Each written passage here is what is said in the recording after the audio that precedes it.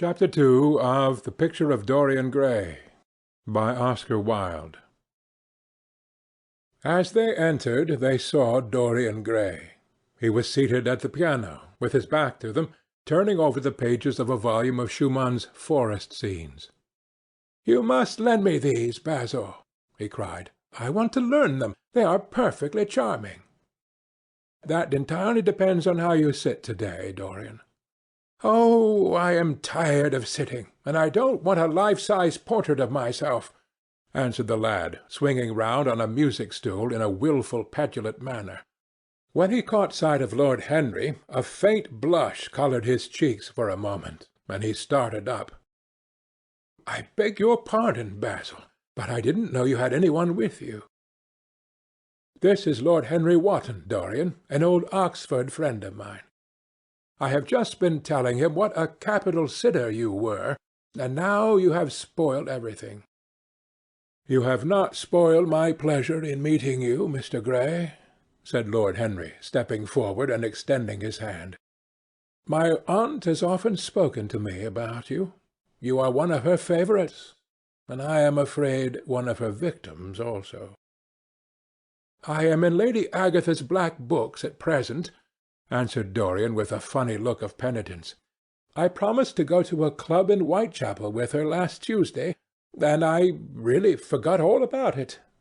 We were to have played a duet together. 3 duets, I believe. I don't know what she will say to me. I am far too frightened to call." "Oh, I will make your peace with my aunt. She is quite devoted to you, and I don't think it really matters about your not being there. The audience probably thought it was a duet. When Aunt Agatha sits down to the piano, she makes quite enough noise for 2 people." "That is very horrid to her, and not very nice to me," answered Dorian, laughing. Lord Henry looked at him. Yes, he was certainly wonderfully handsome, with his finely curved scarlet lips, his frank blue eyes, his crisp gold hair. There was something in his face that made one trust him at once. All the candour of youth was there, as well as all youth's passionate purity. One felt that he had kept himself unspotted from the world. No wonder Basil Hallward worshipped him. "You are too charming to go in for philanthropy, Mr. Gray, far too charming." And Lord Henry flung himself down on the divan and opened his cigarette-case. The painter had been busy mixing his colours and getting his brushes ready. He was looking worried, and when he heard Lord Henry's last remark, he glanced at him, hesitated for a moment, and then said, "Harry, I want to finish this picture to-day. Would you think it awfully rude of me if I asked you to go away?" Lord Henry smiled and looked at Dorian Gray. "Am I to go, Mr. Gray?" he asked. "Oh, please don't, Lord Henry. I see that Basil is in one of his sulky moods, and I can't bear him when he sulks. Besides, I want you to tell me why I should not go in for philanthropy." "I don't know that I shall tell you that, Mr. Gray. It is so tedious a subject that one would have to talk seriously about it. But I certainly shall not run away, now that you have asked me to stop. You don't really mind, Basil, do you? You have often told me that you liked your sitters to have some one to chat to." Hallward bit his lip. "If Dorian wishes it, of course you must stay. Dorian's whims are laws to everybody, except himself." Lord Henry took up his hat and gloves. "You are very pressing, Basil, but I'm afraid I must go. I have promised to meet a man at the Orleans. Good-bye, Mr. Gray. Come and see me some afternoon in Curzon Street. I am nearly always at home at 5 o'clock. Write to me when you are coming. I should be sorry to miss you." "Basil," cried Dorian Gray, "if Lord Henry Wotton goes, I shall go too. You never open your lips while you are painting, and it is horribly dull standing on a platform and trying to look pleasant. Ask him to stay. I insist upon it." "Stay, Harry, to oblige Dorian, and to oblige me," said Hallward, gazing intently at his picture. "It is quite true. I never talk when I am working, and never listen either, and it must be dreadfully tedious for my unfortunate sitters. I beg you to stay." "But what about my man at the Orleans?" The painter laughed. "I don't think there will be any difficulty about that. Sit down again, Harry. And now, Dorian, get up on the platform, and don't move about too much, or pay attention to what Lord Henry says. He has a very bad influence over all his friends, with the single exception of myself." Dorian Gray stepped on the dais with the air of a young Greek martyr, and made a little moue of discontent to Lord Henry, to whom he had rather taken a fancy. He was so unlike Basil. They had made a delightful contrast, and he had such a beautiful voice. After a few moments he said to him, "Have you really a very bad influence, Lord Henry? As bad as Basil says?" "There is no such thing as a good influence, Mr. Gray. All influence is immoral. Immoral from the scientific point of view." "Why?" "Because to influence a person is to give him one's own soul. He does not think his natural thoughts or burn with his natural passions. His virtues are not real to him. His sins, if there are such things as sins, are borrowed. He becomes an echo of someone else's music, an actor of a part that has not been written for him. The aim of life is self-development, to realize one's nature perfectly. That is what each of us is here for. People are afraid of themselves nowadays. They have forgotten the highest of all duties, the duty that one owes to oneself. Of course they are charitable. They feed the hungry and clothe the beggar, but their own souls starve and are naked. Courage has gone out of our race. Perhaps we never really had it. The terror of society, which is the basis of morals, the terror of God, which is the secret of religion, these are the two things that govern us. And yet— "Just turn your head a little more to the right, Dorian, like a good boy," said the painter, deep in his work, and conscious only that a look had come into the lad's face that he had never seen there before. "And yet," continued Lord Henry, in his low musical voice, and with that graceful wave of the hand that was always so characteristic of him, and that he had even in his Eton days, "I believe that if one man were to live out his life fully and completely, were to give form to every feeling, expression to every thought, reality to every dream, I believe that the world would gain such a fresh impulse of joy that we would forget all the maladies of medievalism and return to the Hellenic ideal, to something finer, richer than the Hellenic ideal, it may be. But the bravest man amongst us is afraid of himself. The mutilation of the savage has its tragic survival in the self-denial that mars our lives. We are punished for our refusals. Every impulse that we strive to strangle broods in the mind and poisons us. The body sins once and has done with its sin, for action is a mode of purification. Nothing remains then but the recollection of a pleasure or the luxury of a regret. The only way to get rid of a temptation is to yield to it. Resist it, and your soul grows sick with longing for the things it has forbidden to itself, with desire for what its monstrous laws have made monstrous and unlawful. It has been said that the great events of the world take place in the brain. It is in the brain, and the brain only, that the great sins of the world take place also. You, Mr. Gray, you yourself, with your rose-red youth and your rose-white boyhood, you have had passions that have made you afraid, thoughts that have filled you with terror, day-dreams and sleeping dreams whose mere memory might stain your cheek with shame." "Stop!" faltered Dorian Gray. "Stop! You bewilder me. I don't know what to say. There is some answer to you, but I cannot find it. Don't speak. Let me think.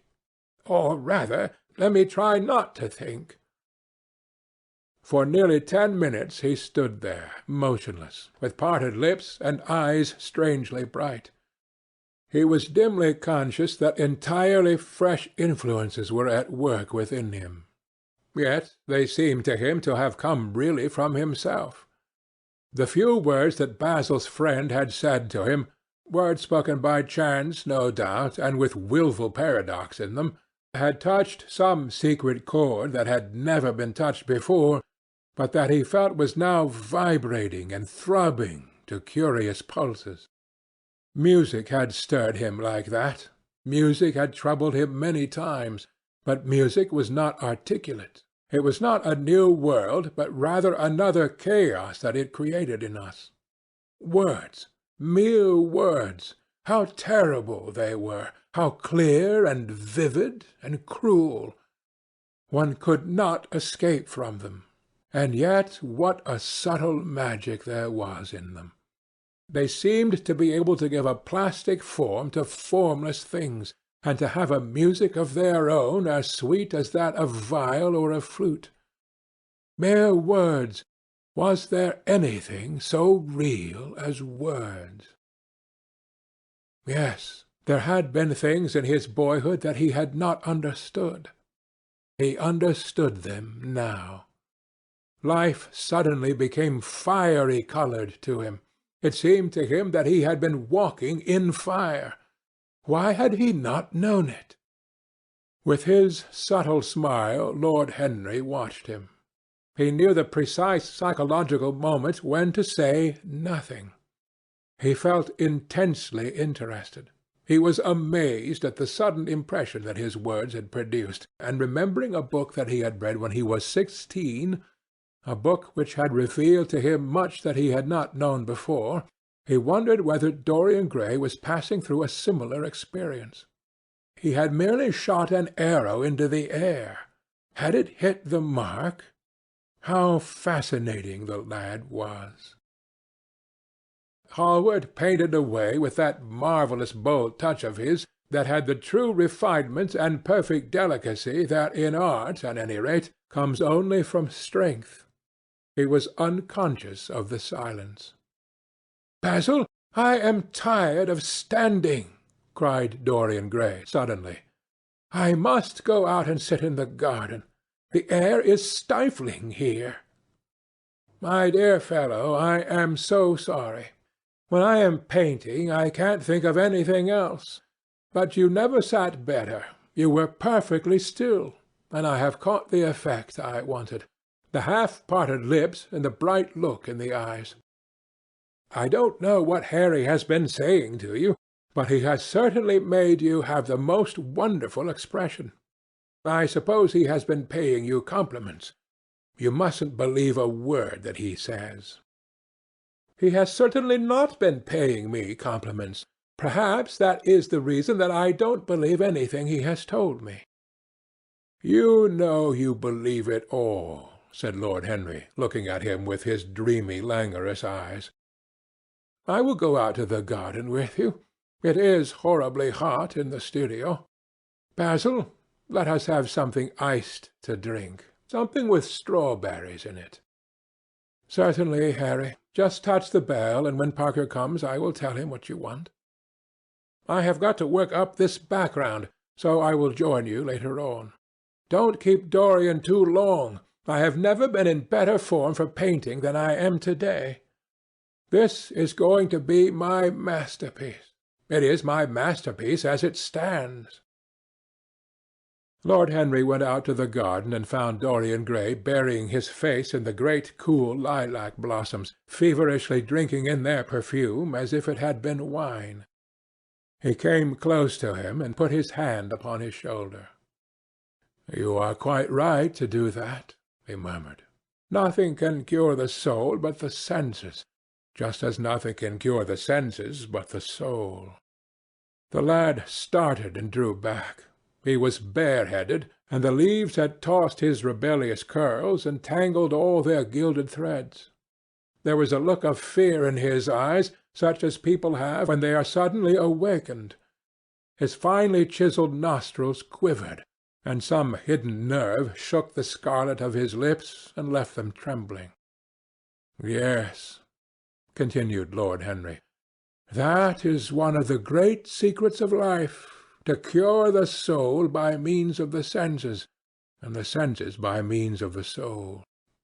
You are a wonderful creation. You know more than you think you know, just as you know less than you want to know." Dorian Gray frowned and turned his head away. He could not help liking the tall, graceful young man who was standing by him. His romantic, olive-coloured face and worn expression interested him. There was something in his low, languid voice that was absolutely fascinating. His cool, white, flower-like hands, even, had a curious charm.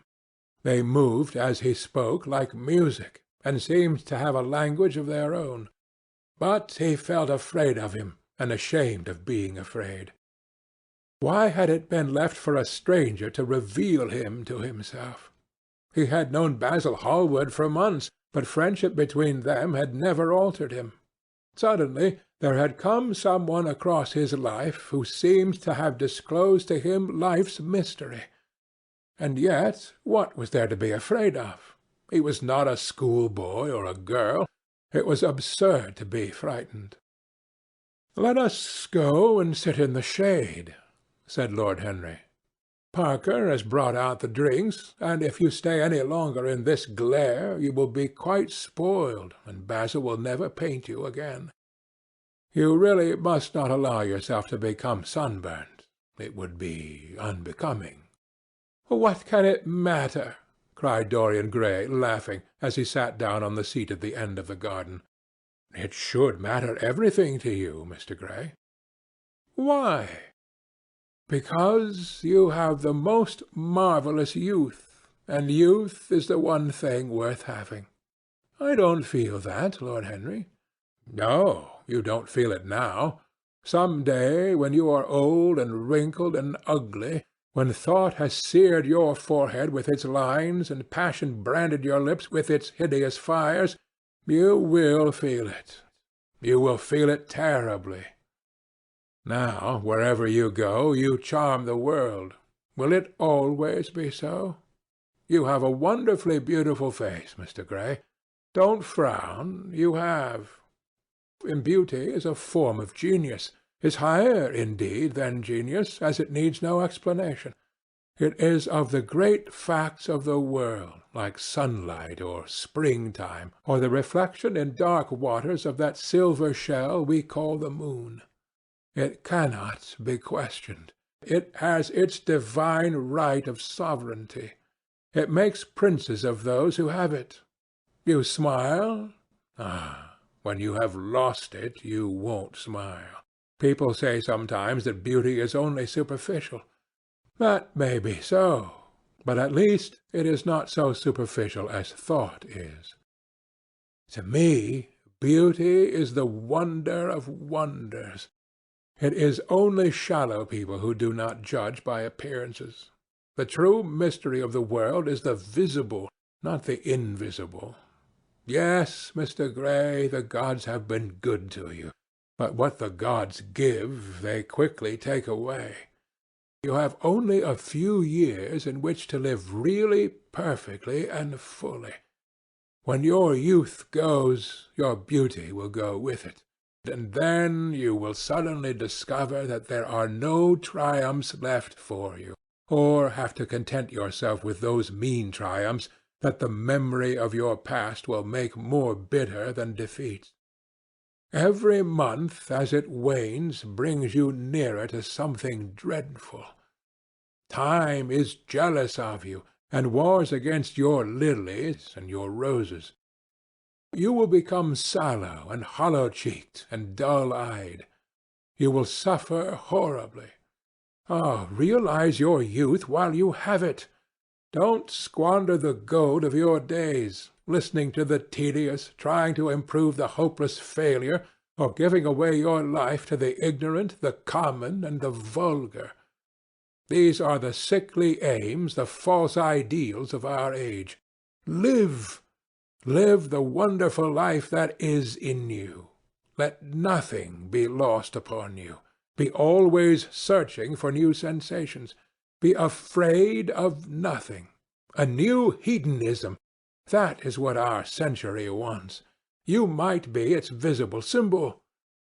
With your personality there is nothing you could not do. The world belongs to you for a season. The moment I met you, I saw that you were quite unconscious of what you really are, of what you really might be. There is so much in you that charmed me that I felt I must tell you something about yourself. I thought how tragic it would be if you were wasted. For there is such a little time that your youth will last, such a little time. The common hill flowers wither, but they blossom again. The laburnum will be as yellow next June as it is now. In a month there will be purple stars in the clematis, and year after year the green night of its leaves will hold its purple stars. But we never get back our youth. The pulse of joy that beats in us at 20 becomes sluggish. Our limbs fail, our senses rot. We degenerate into hideous puppets, haunted by the memory of the passions of which we were too much afraid, and the exquisite temptations that we had not the courage to yield to. Youth! Youth! There is absolutely nothing in the world but youth. Dorian Gray listened, open-eyed and wondering. The spray of lilac fell from his hand upon the gravel. A furry bee came and buzzed round it for a moment. Then it began to scramble all over the oval stellated globe of the tiny blossoms. He watched it with that strange interest in trivial things that we try to develop when things of high import make us afraid, or when we are stirred by some new emotion for which we cannot find expression, or when some thought that terrifies us lays sudden siege to the brain and calls on us to yield. After a time the bee flew away. He saw it creeping into the stained trumpet of a Tyrian convolvulus. The flower seemed to quiver, and then swayed gently to and fro. Suddenly the painter appeared at the door of the studio and made staccato signs for them to come in. They turned to each other and smiled. "I am waiting," he cried. "Do come in. The light is quite perfect. And you can bring your drinks." They rose up and sauntered down the walk together. 2 green and white butterflies fluttered past them, and in the pear tree at the corner of the garden a thrush began to sing. "You are glad to have met me, Mr. Gray," said Lord Henry, looking at him. "Yes, I am glad now. I wonder shall I always be glad?" "Always. That is a dreadful word. It makes me shudder when I hear it. Women are so fond of using it. They spoil every romance by trying to make it last forever. It is a meaningless word, too. The only difference between a caprice and a lifelong passion is that the caprice lasts a little longer." As they entered the studio, Dorian Gray put his hand upon Lord Henry's arm. "In that case, let our friendship be a caprice," he murmured, flushing at his own boldness, then stepped up on the platform and resumed his pose. Lord Henry flung himself into a large wicker arm-chair and watched him. The sweep and dash of the brush on the canvas made the only sound that broke the stillness, except when, now and then, Hallward stepped back to look at his work from a distance. In the slanting beams that streamed through the open doorway, the dust danced and was golden. The heavy scent of the roses seemed to brood over everything. After about a quarter of an hour, Hallward stopped painting, looked for a long time at Dorian Gray, and then for a long time at the picture, biting the end of one of his huge brushes and frowning. "It is quite finished," he cried at last, and stooping down he wrote his name in long vermilion letters on the left-hand corner of the canvas. Lord Henry came over and examined the picture. It was certainly a wonderful work of art, and a wonderful likeness as well.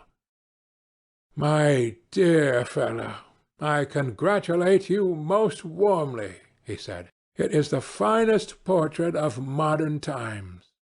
Mr. Gray, come over and look at yourself." The lad started, as if awakened from some dream. "Is it really finished?" he murmured, stepping down from the platform. "Quite finished," said the painter. "And you have sat splendidly to-day. I am awfully obliged to you." "That is entirely due to me," broke in Lord Henry. "Isn't it, Mr. Gray?" Dorian made no answer, but passed listlessly in front of his picture and turned towards it. When he saw it, he drew back, and his cheeks flushed for a moment with pleasure. A look of joy came into his eyes, as if he had recognized himself for the first time. He stood there motionless and in wonder, dimly conscious that Hallward was speaking to him, but not catching the meaning of his words. The sense of his own beauty came on him like a revelation. He had never felt it before. Basil Hallward's compliments had seemed to him to be merely the charming exaggeration of friendship. He had listened to them, laughed at them, forgotten them. They had not influenced his nature. Then had come Lord Henry Wotton with his strange panegyric on youth, his terrible warning of its brevity. That had stirred him at the time, and now, as he stood gazing at the shadow of his own loveliness, the full reality of the description flashed across him. Yes, there would be a day when his face would be wrinkled and wizen, his eyes dim and colourless, the grace of his figure broken and deformed. The scarlet would pass away from his lips, and the gold steal from his hair. The life that was to make his soul would mar his body. He would become dreadful, hideous, and uncouth. As he thought of it, a sharp pang of pain struck through him like a knife, and made each delicate fibre of his nature quiver. His eyes deepened into amethyst, and across them came a mist of tears. He felt as if a hand of ice had been laid upon his heart. "Don't you like it?" cried Hallward at last, stung a little by the lad's silence, not understanding what it meant. "Of course he likes it," said Lord Henry. "Who wouldn't like it? It is one of the greatest things in modern art.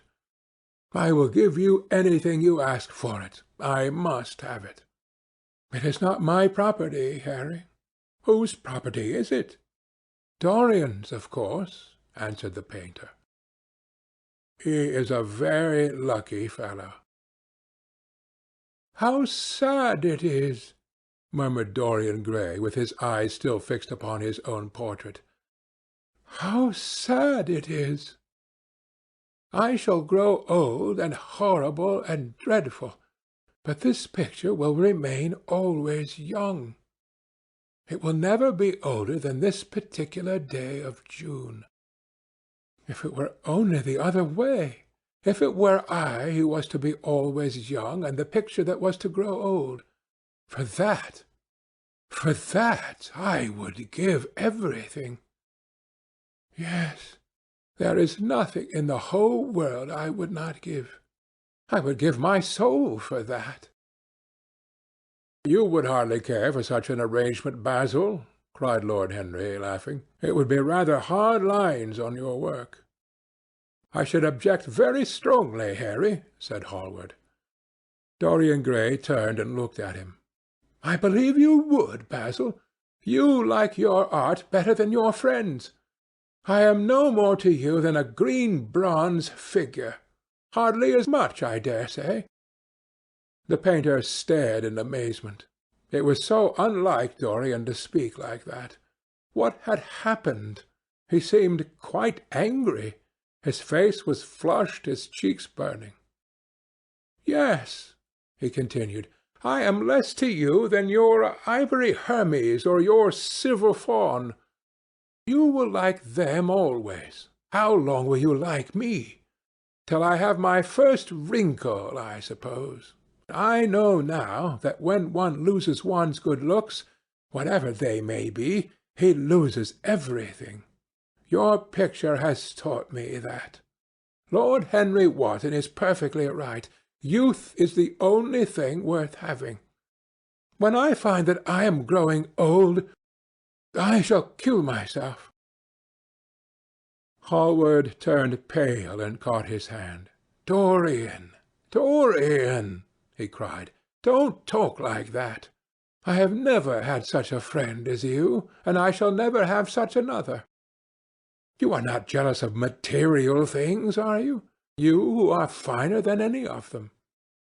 "I am jealous of everything whose beauty does not die. I am jealous of the portrait you have painted of me. Why should it keep what I must lose? Every moment that passes takes something from me and gives something to it.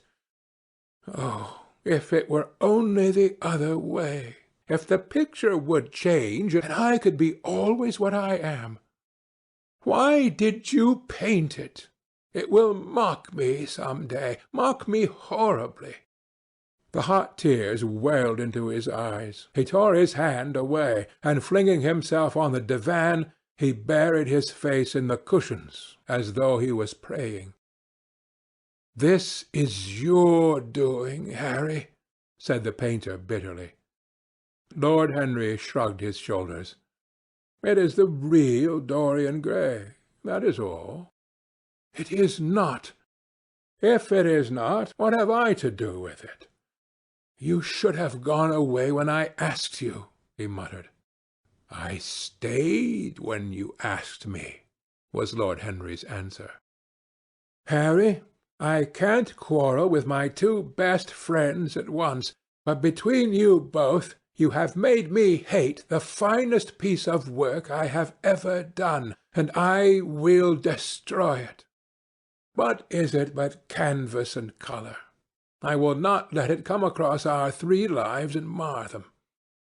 Dorian Gray lifted his golden head from the pillow, and with pallid face and tear-stained eyes looked at him as he walked over to the deal painting table that was set beneath the high-curtained window.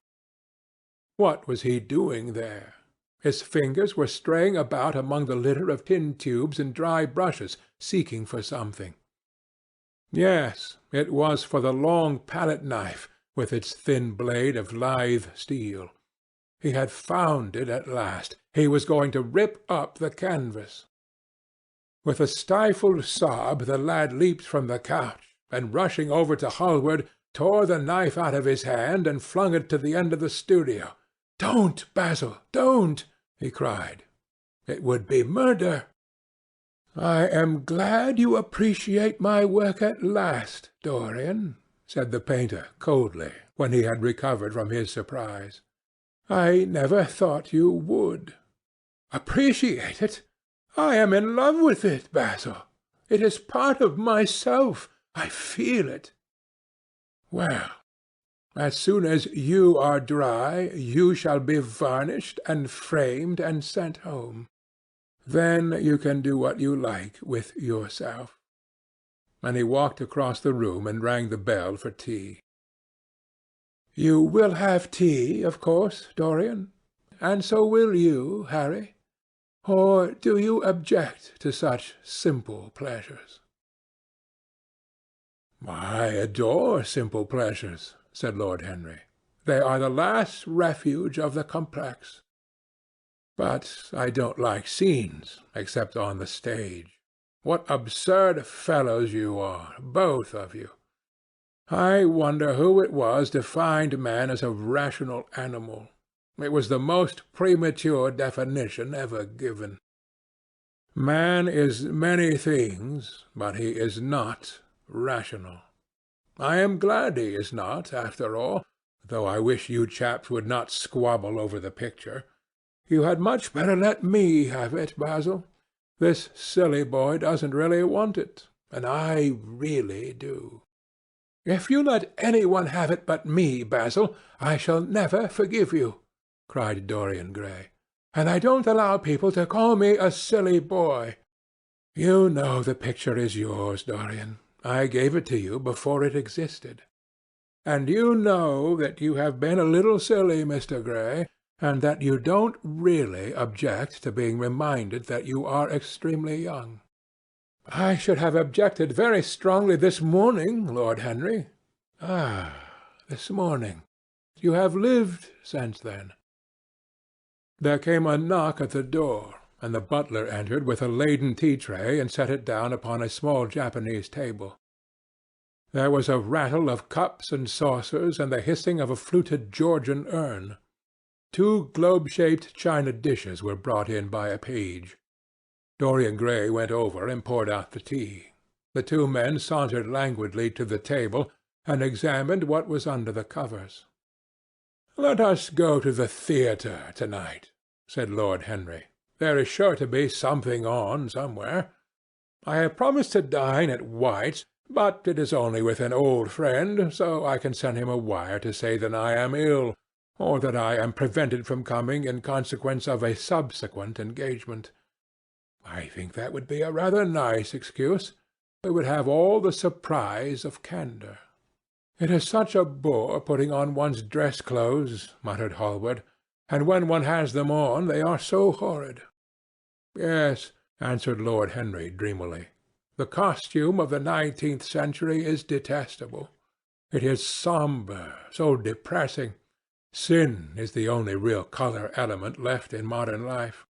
"You really must not say things like that before Dorian, Harry." "Before which Dorian? The one who is pouring out tea for us, or the one in the picture?" "Before either." "I should like to come to the theatre with you, Lord Henry," said the lad. "Then you shall come. And you will come too, Basil, won't you?" "I can't, really. I would sooner not. I have a lot of work to do." "Well, then, you and I will go alone, Mr. Gray." "I should like that awfully." The painter bit his lip and walked over, cup in hand, to the picture. "I shall stay with the real Dorian," he said sadly. "Is it the real Dorian?" cried the original of the portrait, strolling across to him. "Am I really like that?" "Yes, you are just like that." "How wonderful, Basil!" "At least you are like it in appearance. But it will never alter," sighed Hallward. "That is something." "What a fuss people make about fidelity!" exclaimed Lord Henry. "Why, even in love it is purely a question of physiology. It has nothing to do with our own will. Young men want to be faithful and are not. Old men want to be faithless and cannot. That is all one can say." "Don't go to the theatre to-night, Dorian," said Hallward. "Stop and dine with me." "I can't, Basil." "Why?" "Because I have promised Lord Henry Wotton to go with him." "He won't like you better for keeping your promises. He always breaks his own. I beg you not to go." Dorian Gray laughed and shook his head. "I entreat you." The lad hesitated and looked over at Lord Henry, who was watching them from the tea-table with an amused smile. "I must go, Basil," he answered. "Very well," said Hallward, and he went over and laid down his cup on the tray. "It is rather late, and as you have to dress, you had better lose no time. Good-bye, Harry. Good-bye, Dorian. Come and see me soon. Come tomorrow." "Certainly. You won't forget?" "No, of course not," cried Dorian. "And Harry." "Yes, Basil?" "Remember what I asked you when we were in the garden this morning." I have forgotten it. I trust you. I wish I could trust myself, said Lord Henry, laughing. Come, Mr. Gray, my hansom is outside, and I can drop you at your own place. Good-bye, Basil. It has been a most interesting afternoon. As the door closed behind them, the painter flung himself down on a sofa, and a look of pain came into his face. End of chapter 2.